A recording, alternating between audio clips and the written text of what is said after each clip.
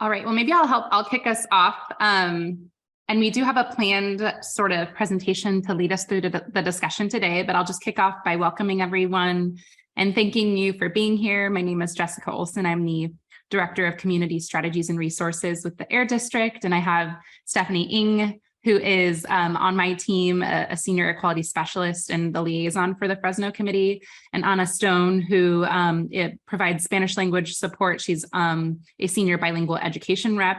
And just to let everyone know that we're recording this in English and in Spanish, and we have sort of an interactive tool that we're going to be utilizing today to gather feedback. So for folks that aren't able to make it, we're still going to follow up with folks. So just because we're a small team today doesn't mean we can't get feedback from the larger group. So again, just welcome and thank you so much for being here. So maybe Stephanie, we can pull up the slides, and in the meantime, I'll just kind of give a high level verbal update on what's happened so far. And then I'll kind of have Stephanie kind of walk us through what we've done kind of to date very, very recently. But as you recall, 2 meetings ago, we went over sort of the membership feedback that we got through the survey we had folks take in August, and we did this across all of the steering committees. And through that, we of course already knew this, I should say, in Fresno, but we really confirmed our suspicion, especially once we understood who was still a part of the CSC, that we were very low on active resident participation. And certainly you can see that reflected here. And so we took a lot of feedback from you all on how we can recruit residents. And that's what our goal is today is to go over the feedback you all gave us, to go over some actions that we've already taken and get your feedback on next steps. So with that, I'll pass it to Stephanie. Feel free, this is a small group, so feel free to just raise your hand and I'll help facilitate Steph and call on folks to move the conversation along. Yeah, sounds good. Thanks, Jess. I think there were a couple so from the January meeting, if you were there were a handful of questions that we didn't quite get to. It was a very packed agenda and we got a lot of good feedback. So there are 2 kind of remaining questions that we want to pose to you all regarding the membership renewal process. One of those is, I think it's very clear from these numbers that we are very much in need of residents. The kind of remaining question is to you all that we wanted to pose and get your thoughts on is there a need to recruit across other sectors? We did have a couple of health related and school related folks drop off from our group. And we just have also had business members and then also I believe 1 or 2 CBO members that have dropped off too. And so as we're kind of going through this process, we did want to get feedback from you all to see if you were interested in also recruiting members outside of residents, which of course that group is what we do need as well. So maybe I'll stop there for a sec to see if folks have any thoughts about recruiting across other sectors. Well, I'm confused because you are saying that residents are the shorter or the smaller percentage. But if I see here in that chart, after membership renewal, there's 6 residents, 3 CBOs, 7 business. So I think they're overrepresented. Government 3. So can you explain me how we're short in residents if it's double for instance, the CBOs? I mean, that's fine by me, but. That's yeah. So resident, and Stephanie's going to pull up maybe that slide. Residents need to be 50%, or at least we interpret the blueprint, 50% of the total. So they are right now 32% of the Got it. Yeah. Thank you for that reminder. No problem. Yeah, and that's a really great point to clarify. Well, I certainly see that there's no need to recruit businesses.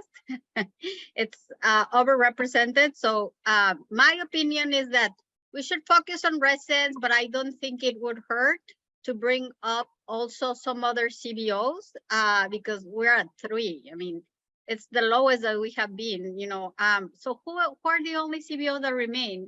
CCJ and Leadership Council? No, or not? Leadership Council and CCAC also.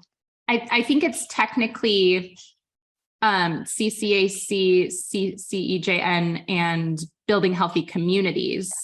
And Leadership Council's Ivanka is a resident on the committee. Is that right, Steph, or is she on as a CBO? She's on as a CBO. So there is a little bit, so it's sort of, and there are a few folks, right, that are kind of both. But to Naimeen's point, we can certainly look to community groups, or even like Stephanie mentioned, we used to have folks that were like healthcare representatives, or even like school representatives. We have that up in Stockton, folks that like specifically, you know, they work in schools or they work for like Office of Education. So just kind of some things to think about as we do some recruitment. How would we bring them up to speed? I mean, we've been together since 2018, so a lot has taken place. How will we bring them up to speed? Great question. And Steph, we do have a little bit of a, oh my gosh, I didn't even know you could do this view. Jump to, yeah. So we do have a process that we want to ask you some questions, but we've thought about this. We did this in Stockton last year, and we had basically an onboarding, a couple of onboarding steps. We gave people a lot of kind of tools and resources to review. And then we had a pretty in-depth onboarding meeting where we presented and brought people up to speed. We had CARB there, and we also invited CSC members to kind of give their take on what folks needed to know. And then we just offered a lot of one-on-one support, to be honest, because it does take some time. But we did have sort of a process, and we're interested in getting your feedback on that tonight too. And how long was the onboarding process that you guys did? Was it a couple of weeks? Was it a month? Because it's a lot to jam pack. It was probably over the course of a month. The actual meetings, like the official meeting itself, was just one official meeting, but over the course of the month, like sharing materials, reaching out to folks, having them kind of like fill out paperwork and ask us any questions, and then kind of all of that follow up. But honestly, I would say, Stephanie, and maybe we can even have folks reach out to you guys, and they can provide their own, from their own experience. But it probably took, really honestly, a few months after that of like calling people, reminding them how to log on to a meeting, how to use Zoom if maybe they're not comfortable with Zoom. Yeah, I would say that I have the same concern that probably is what I'm hearing, Kim, but definitely an onboarding process would be very needed to bring them up to speed. And obviously we're not gonna go through the whole history, right? But at least like this is AB 617. These are the search strategies. This we're implementing now, and try to make it in a way that it's not overwhelming, but that they will be able to understand what we're discussing. I think something like maybe definitely I would imagine the Air District taking the lead in those first like trainings or whatever you want to call it. Then maybe creating some sort of buddy system with some of us, so that they can reach out. We can help them resolve questions that they might have, especially in a bigger group. And I'm just thinking about a resident that might be new to our quality and say, I might feel dumb asking this question, and you guys are their district, they might feel intimidated even to ask those questions to you. So maybe pairing them with some of us can allow them to feel more at ease to ask more questions, or something like that.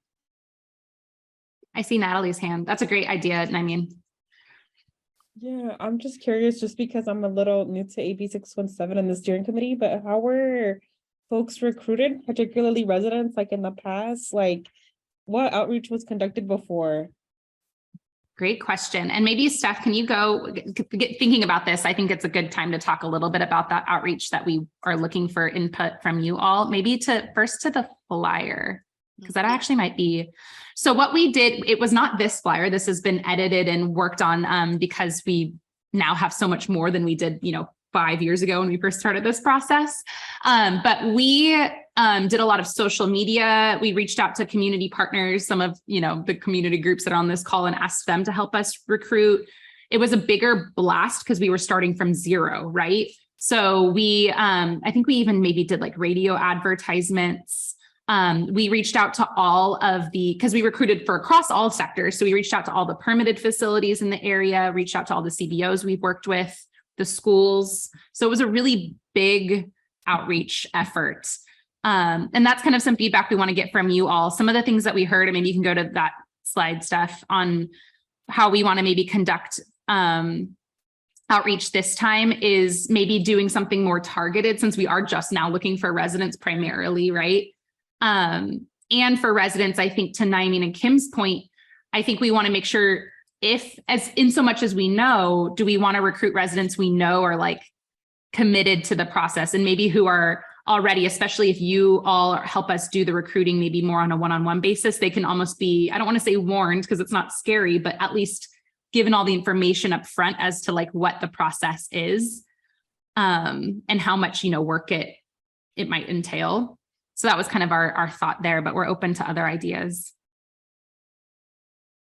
I think that's a good idea. And also even asking some of the residents who are now and have been in the, I would start with Lilia, with Estela, with Isabel, like, hey, have, neighbors, friends that, are active in your community that, perhaps they were not able to join. Because at some point it was like, I remember knowing some community members that were not able to make it because, a few that, I can't remember their name, but it was this woman that she's like, oh, I would like to be, and I don't know. It was a long time ago when we were still meeting I remember that meeting at the Boys and Girls Club. But I think that they could have very good advice of who could be those members. Yeah. That they wanted. Jessica, is Venice Curry, Dr. Curry, is she a resident on here as well as Eric Payne? We're reaching out to both them as well, so we can have a diverse group of people on the CSC. Yep, I agree. And yes, they are both residents too. And also reaching out to like Yolanda Randalls, who runs West Fresno Family Resource Center. That's within the boundary. She also runs Mariella Brown. That's within the boundary. You have West Fresno Middle School. We had Keith attending for a while. He's within the boundary, reaching out to him to see if he would like to be a part of the CSC as well.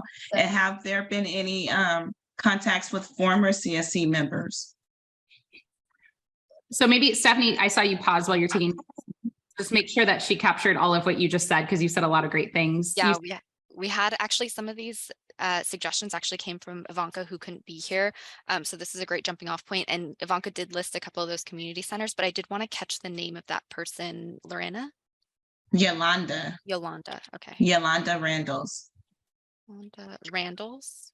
Yeah. Also, I would like, and I don't know, I hate to just throw out suggestions without being able to be more specific, but I've always thought that we were lacking representation of Southeast Asians. That have been a big gap in our resident, and frankly on my end is that I just don't know. I mean, you know what I mean? Is I think sometimes you need to have that partner organization that could help.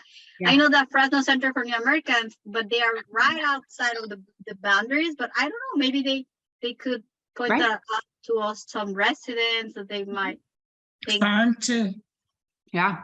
And Firm as well. They are out of the boundary, don't they? But they might have some residents who live within the boundary. Absolutely. That's a great idea too. Yeah. Yeah.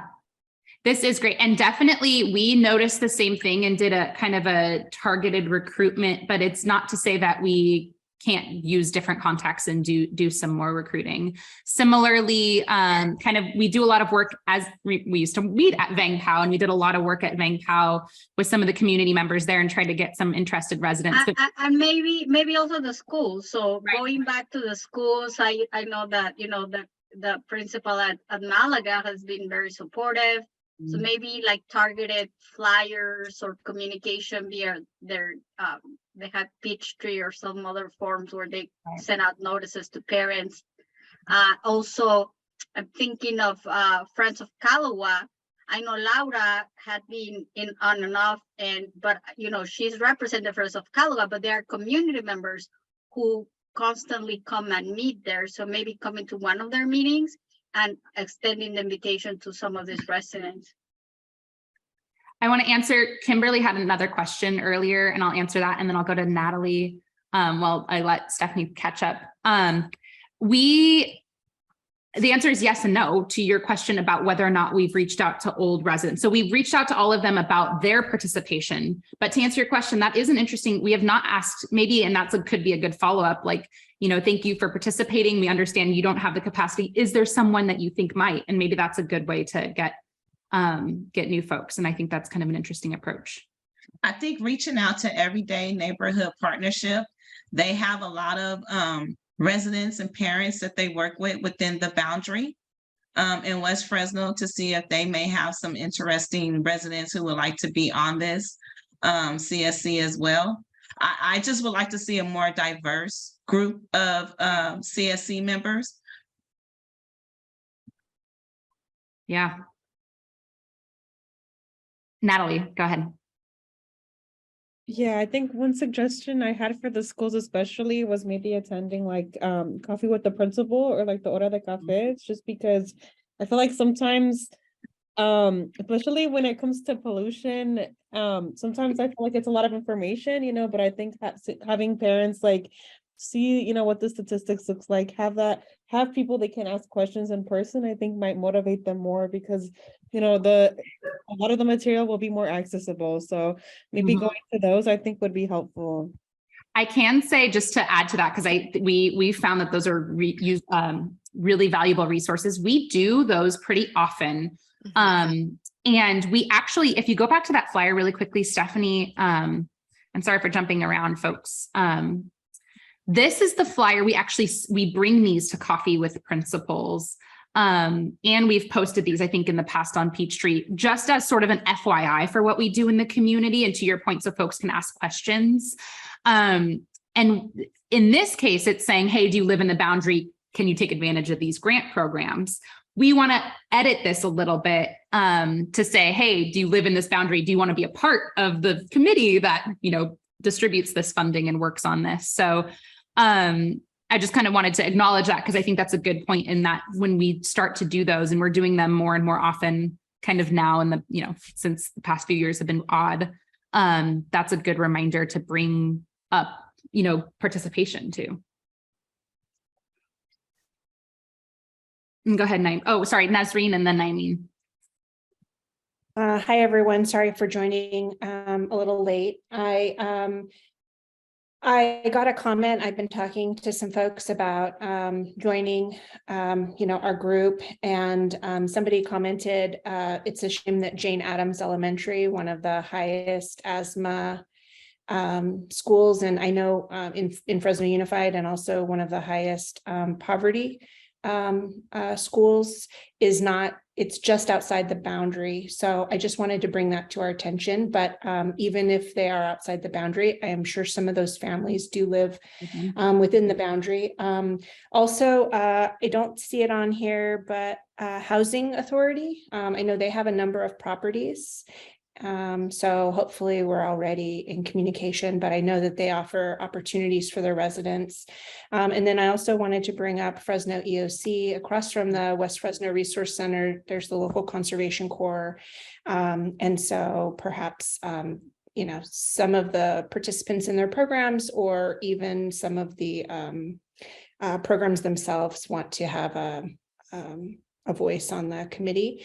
And then for my personal knowledge, are we still offering residents stipends for participation? Okay, cool. That's, you know, that's, I think, always good, because that, you know, little extra pocket money to pay for their things is always helpful. Yeah. So thank you. Valuable, and lots of time for sure. Naeem, and then I think Kimberly unmuted as well. I lost my train of thought after that great intervention of Nazreen. My only caveat, you know, friendly amendment to what she said, I think all those groups are right on point, except for the fact that it is weird. Our map is weird. So we need to make sure that people understand the boundaries of the map.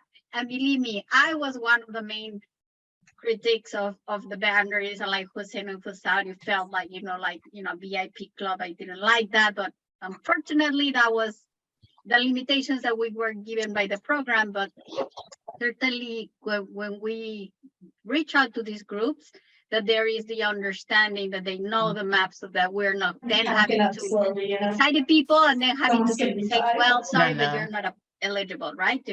Just to make sure that that is clear. I also was going to suggest that we might, I don't know, I think we have been very short on youth participation. So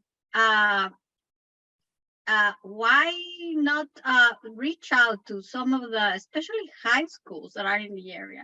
We have Roosevelt, we have Edison, and there's some even groups within these high schools that are doing stuff related to, for instance, I can't remember the name of a group, I need to look for it, but it's this professor at Edison High that is teaching to kids like green jobs and things like that. I think they should be on the game. I'm mentoring right now one of the students that I'm mentoring at CART.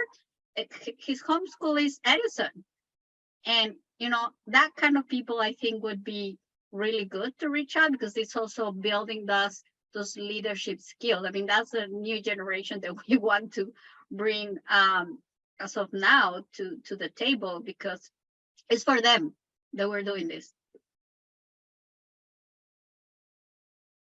Nasreen.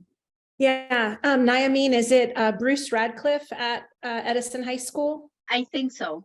Okay, yeah. And then also I'm in talks about Earth Day at Fresno City College. A large group of people are having Earth Day. Hopefully they've already reached out, but if not, that's another place to recruit. Also, because the map falls just shy of Fresno City College, recruiting any of the students from those clubs or that have an interest in environmental science would be good. This reminds me, these are all fabulous ideas, by the way, and the kind of breadth of what we're looking at reminds me of one of the other things we want feedback on. We don't have to stop here and just think about it a little bit, because we're going to ask you in a minute about timing. Because we do want to do a big onboarding. We want to have them all, we want to have folks, we kind of want like a deadline for which you apply, right? And then like do an onboarding process. And so with a lot of these efforts, we might want to think about, and maybe we can jump to that. Yeah, go ahead, Steph. We were thinking of having them close mid-March, which like feels like tomorrow, which maybe is doable if we do like a really just kind of, we hit it all, all cylinders. But maybe just a thought, and we can at the district level, right? Since we're going to take the lead on all of this, we can think about it and get back to you. But we had sort of this thought, because we want to sometime in the spring do an in-person meeting, and it'd be nice to have our new people there and like kind of all meet each other. And so, but that doesn't mean we can't maybe do this. Maybe applications are due end of March and we have onboarding sometime in April. I just wanted to see how that landed with you all, or maybe from your perspective, what were your expectations, right, for doing this new member recruitment? Or if that seems fine to you, ending. I think it is good to have like a deadline, because, a lot of us tend to be procrastinators, and unless you give us a deadline, we're going to be like, I'll do it later. And that way you have a consistent cohort rather than having to onboard people on an ongoing basis. I think that to mid-March is good. I think it's doable. Awesome. Us too. Because obviously we want to do all of what you're just suggesting here. But we also know, and kind of to some of your points earlier, we also know some people are going to maybe take the recruitment from us a little differently than if they heard from one of you or heard from some of the residents we're going to reach out to as well. So it'll be a deadline for kind of all of us to do some outreach. Has there been anyone from the Air District reached out to the trustees at the school board? A lot of their schools are in the boundaries, like for instance, Keisha Thomas, she has a BSU club at Edison. They have climate clubs. Has there been any type of interaction with her on this? So we haven't done any new recruitment, just to kind of be clear on that. We were waiting for this discussion with you all. So yeah, we are in contact with the trustees on a variety of things, and that could be one of the avenues as well. Yeah, I think if we brought this up, there would be some interesting youth, some youth that are interested in being involved in this. How about, has anyone reached out to Keyshawn White to see if he would like to be a part of this, or if he has anyone who would like to be a part of this? I know he's making a lot of traction right now, a lot of noise with his air monitor, and he's holding a lot of events on the weekends and hosting youth. I think that would be someone to bring to the table, or at least have a conversation with him. Yeah. And then Stephanie, Keyshawn White. Kieshan. Do you know where he lives, Kim? Yeah, I know where he lives at. I know Marcel very well, so we can also reach out to Marcel Woodruff. He's very involved in the climate justice movement as well. RUFF. Yeah, well, I more No. because of the boundaries. If we're inviting him as a resident, does he reside inside the area? But he has his own business too. So, I mean, he has an address within the boundary. He lives in West Fresno, so it wouldn't be a problem for him or Marcel. I'm just throwing out names right now, like everyone else. Yeah, I think no matter what, I think to Naimeen's point, we'll just always be clear with folks that there's a boundary. But yeah, if they're able to say that they live, that would be awesome. And yes, we've met Keyshawn. He is fabulous. And that's a great idea. Natalie. Yeah, one thing I kind of wanted to suggest is maybe pushing like the deadline for folks for recruitment, just because there are a lot of folks in our CSC meeting who aren't here on this call. And I'm just wondering, between now and our meeting next month, like, how is this information about recruitment going to be communicated so that we get people by mid-March? So maybe adjusting it and maybe making it mid-April, just because we do have only one CSC meeting in between right now and then. Yeah, we're open to whatever you all think. We wanted to make sure we sort of were meeting expectations. If we want it to be mid-April, that's okay with us. We were planning to send this jam board out and all the notes we take right now out to the CSC, so everyone else that's not here can provide that input. And then also sort of use this to summarize sort of a recruitment plan very quickly for you all. But if that makes more sense to you all, or let's put it this way, if there's no concerns about moving it a little bit later, that's okay with us, and we're okay with that. So I don't know, Naimeen, Kimberly, Nazreen, I don't know if there's concerns with that from Natalie's suggestion. No, I have no concerns. Great, then maybe that's what we'll do, is we'll make it, so our next CSC meeting, to your point, will be March 15th. 15th, thank you. March 15th. So yeah, so what if we, I mean, even then, if we gave ourselves maybe 3 weeks from then, so that would put it like the second, like mid-April, to your point, and still had the goal of the end of April doing some sort of onboarding, that would still allow us to have folks for like a May meeting, which I think is would be really nice. For some reason, I have the meeting in my calendar on the 8th, so it was moved. It will be rescheduled. There's the quarterly conflict with the TCC meeting, so we'll be rescheduling Okay. that one to the 15th. Okay, got it.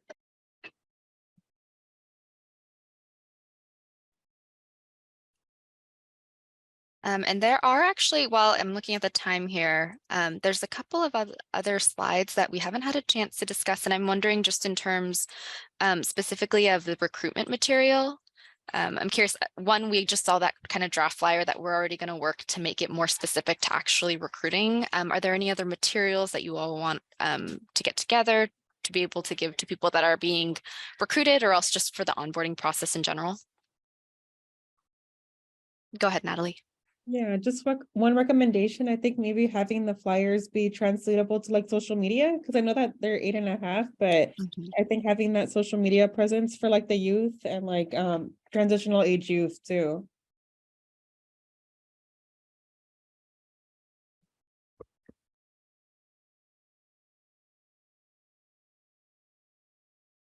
Awesome. I think that's something that we definitely have done with other flyers. So I think that should be an easy ask. It's also something that we have available, kind of to Naimeen's point. It's something that we already have translated in Hmong. I know, Natalie, you've seen that copy. So that's something that we can make sure too, as we make these updates, that it's available in Spanish, English, and Hmong.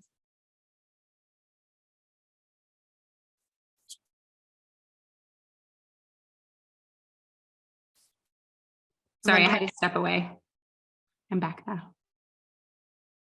Thanks, Jess. And we're just going over maybe some feedback on recruitment flyers or other materials. I heard just at the beginning a couple of things, just like what is AB 617, and then of course like CERP strategies are something that folks will need to be kind of up to date on.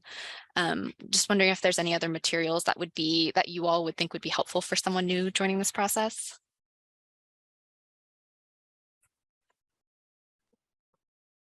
Don't give them the whole SERP or they're gonna not want to be part of it. Just like Just summary, an I don't know. overview, just an overview of our work and what we have come up with and where we're at now, I think would be suitable.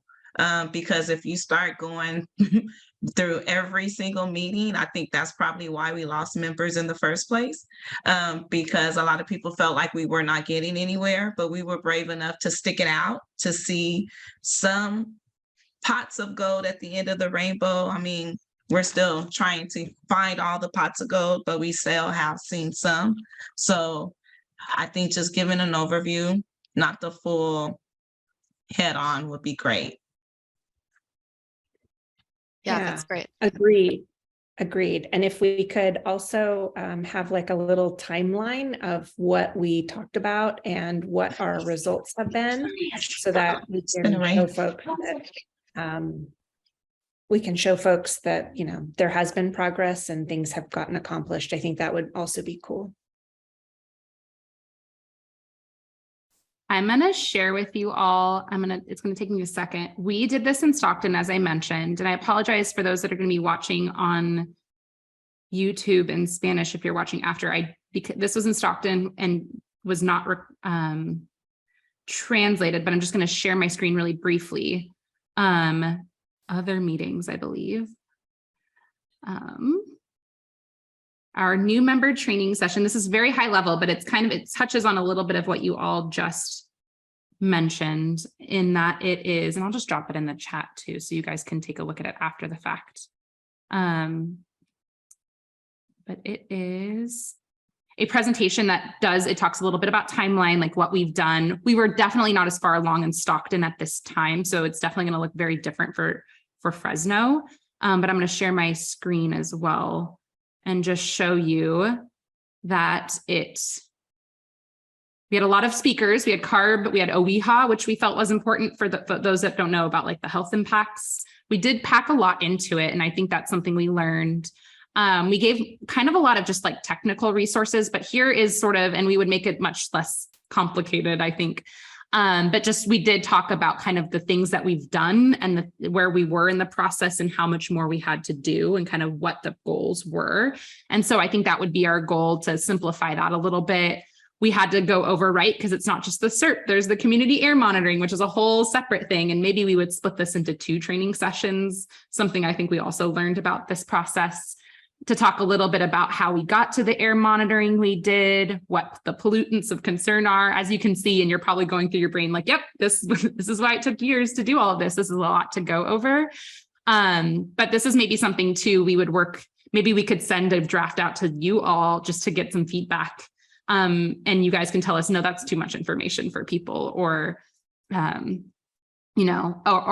would suggest you add this here or there. So we talked about what the commitments were as a CSC member, and kind of what the feedback we would be interested in, of course, the charter, and then resources we thought were helpful. But yes, to your point, I think we've also learned the same thing of like, don't just hand someone like the 1,000-page SERP, or else they will wonder what their friends got them into.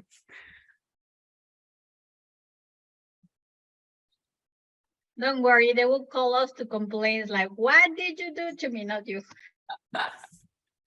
As long as I don't know, I'm just kidding.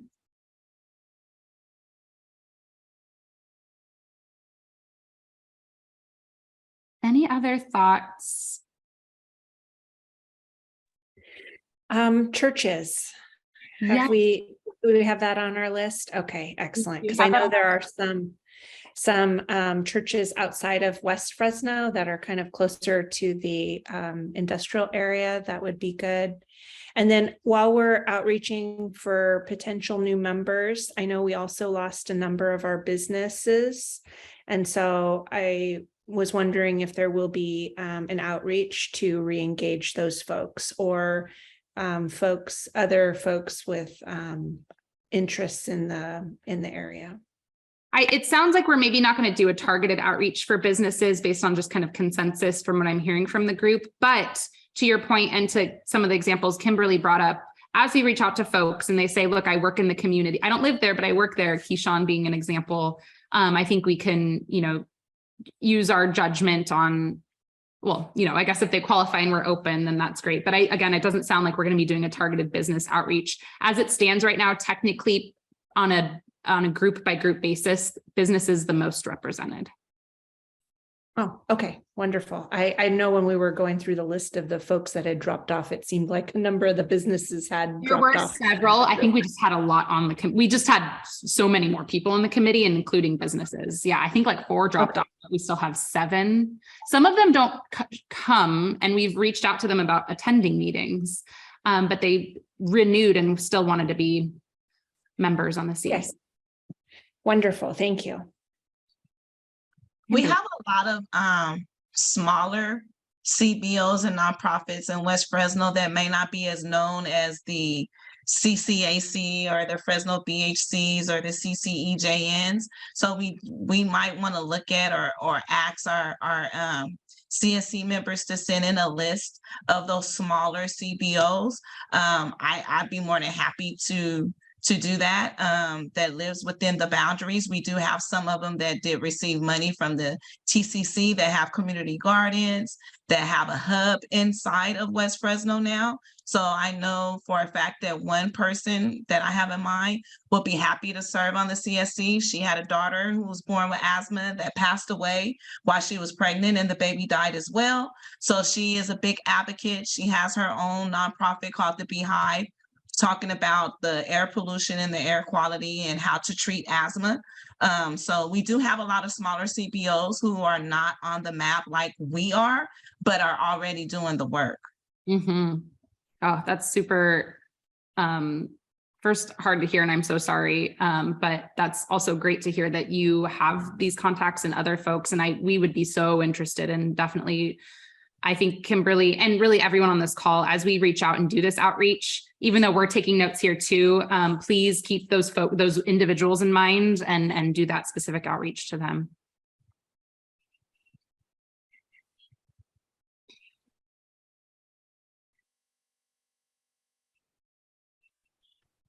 Maybe I'll just take a second. We have a lot of great suggestions on this slide, and I just wanted to go back to one that maybe we didn't spend as much time on to see if folks had any last feedback on it, but regarding the onboarding process. Just prepare a binder with everything in it, tabs, give them homework. We had homework. That's fair. That is super fair. Something I have regularly used as a resource is the Fresno's AB 617 website. I kind of go there frequently, and so just making sure folks know how to get there and how to bookmark it, I think would be important. And if they really want to know, they can, on their own time, watch the meetings. I watch the meetings, of other CSCs. So just to know what's going on there and how their process is going, and see if it's something that we can duplicate here. Mm-hmm. So don't be afraid to hand out homework. One of the other things I think that just came up in a different group, and I wonder if folks are shy or just don't know what questions to ask about just the technology. We just recently candidly had a meeting with some folks who said, oh, it took me a while to find the email with the link to this meeting. And this was a recurring meeting, much like our CSC meetings are. And so we asked this person how they normally log on to a meeting, and they normally search their email for the calendar invite. And so we offered, and it turns out maybe they weren't the only person, because then someone else asked a similar question. So one of the things we did a lot of Zoom training in the beginning, so we could do Zoom training, because some of these folks might not have been on Zoom the past 3 years like us, but also email and calendar training. Yeah, the importance of calendar, putting everything on your calendar. Yeah. And because once we started doing calendar invites instead of emails, I think a lot of folks were like, oh, great, now I can just see what's happening, right, visually. And of course, we're happy to send the link to people as they need it. But yeah, we learned that was, something else we could offer, technical support. I think with the onboarding process, it needs to be a binder anyway, with all the resources given to them. And then walking through what we have done and how we got to where we're at and where we're at now. But at least they have a binder full of resources of what has taken place since 2018. Yeah. I like it. I have another suggestion. I think at some point we need to do some in-person meetings, because it's never going to be the same. Like it's convenient because you're in your living room, but I would say that, at least every other month or something, we should be meeting in person, because when that happened, that was way also of helping residents, and also you just get to know each other rather than being in our respective offices or living room. Totally agree. And I mean, But be mindful that a lot of people are comfortable with the Zoom meeting, so offering a hybrid mode, because when you're at home and you have children, you're doing homework, you're preparing dinner, but you're also on a meeting as well. So a hybrid mode really works well for me, since I'm a single mom. So just remember to always offer that. I think our goal, to both your points, is to offer occasional in-person meetings to create that balance, because we've also heard that folks, it is the most accessible to do it on Zoom. But I think we all agree that the most engaging is in person.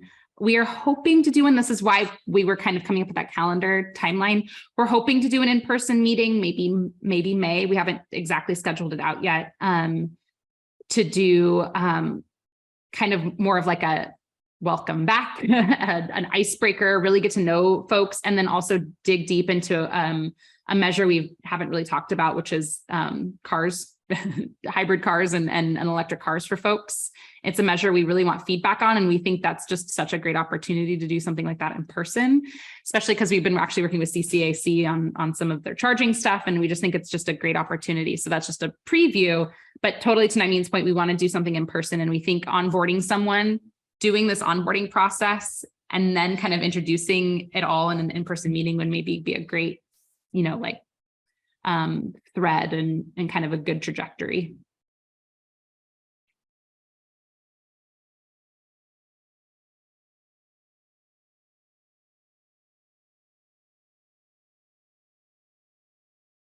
Any other, so maybe I'll just kind of summarize what the next steps will be, just so we can continue to get feedback. Is we'll kind of do two things maybe in parallel. First, we can send this out to the larger group so folks can see the notes that we gathered today, and then they can even add their own.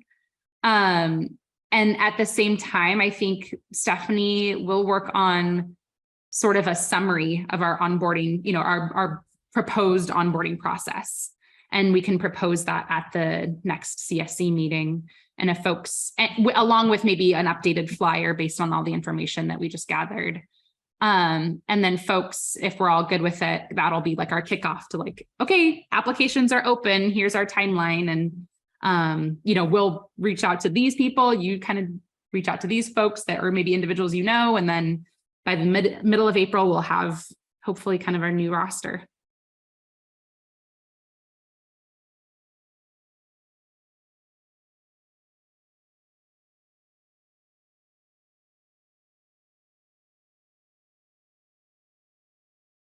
Any other thoughts? If anything else occurs, this email will go out to everyone. So it's not just for people who weren't here. If there's something else, or you had other thoughts, or even just new folks you wanted us to reach out to, go ahead and throw it on here. Stephanie, am I missing anything that we were hoping to? Nope, I think that covers everything, all the questions that we had hoped to get feedback on. We're really excited. I would say, as you can imagine, again, it took some time to onboard and then continually work with the new folks up in Stockton, but now they're probably our most engaged, probably because it's just still a new, invigorating process. But some of our most engaged residents are some of our newer folks, and we just appreciate the new perspective and input too. All right. Well, don't blow away. It is so windy outside my house. I don't know about you guys right now. Yeah, I was like, oh my God, is that tree? Yes, it's like. Hopefully, all things stay in place in your homes. Yes, I'm hoping. Last storm, part of my fence, like fall down. So I am just hoping. Well, it's New York this time. It should be okay. Yes, I know. I have a tree. I only have like one kind of sad tree in my backyard because it's sort of a newer backyard. And it wasn't happy last storm, and we kind of restaked it, and it doesn't look like that helped. It's a little sad and sideways. Jessica, can we stay for a minute? I have some questions for you. Yeah.